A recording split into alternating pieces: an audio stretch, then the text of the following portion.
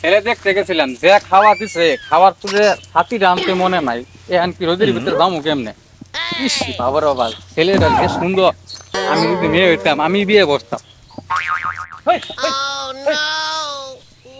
আর পাত খেত লই আর পারি না।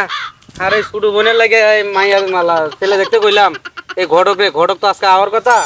এখন পর্যন্ত ঘটকের কোনো দেই না রাস্তায় আওয়ার লাগে।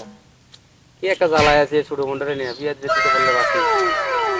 বলটু কত ভাই আরে ভাই আর আপনার কথাই আমি বলতেছি। আমিও তো তোমাকে বাড়ি যাওয়া করছিলাম। ওই যে পাট খেতে ওই যে আপনার ছাগল ধরছে আপনার কথা মানে বলতেছি। আর আরে সেমা তো হ্যাঁ রোদে একবারে আর যে খাওয়া খাইছি পাট খেতলে পুরো জ্বালায় আছে। আর আপনার যে বললাম যে আমার বোনের জন্য একটা ছেলে ভালো একটা ছেলে দরকার, বোনের বিয়ে দিব। ভাই।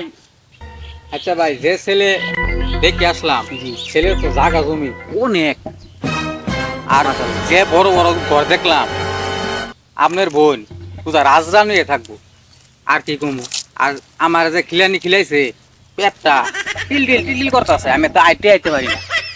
ছেলে তাহলে খুব ভালো। হ্যাঁ ছেলে ভালো মানে কি ছেলে দেখতে একবার মাশাআল্লাহ, এদিকে কোনো চিন্তা ভাবনা করবেন না।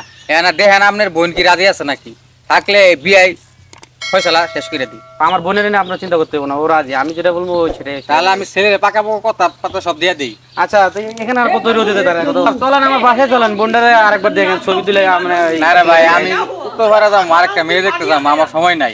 এখন তোমরা যদি বিয়া শাদী দেও তাহলে আমি কথা পাকা মুখ করতে কইরা বিয়া দিন তারিখ লিওমু। আমার আমার আবার সময় নাই, আমার অনেক বিয়া আছে হাতে।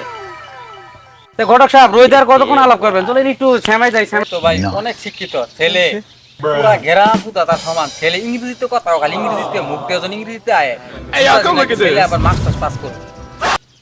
এখন তো ঘটক সাহেব ছেলে যে এত সুনাম বলতেছে, ছেলের নলেজটা কিরকম? ছেলের নলেজ তো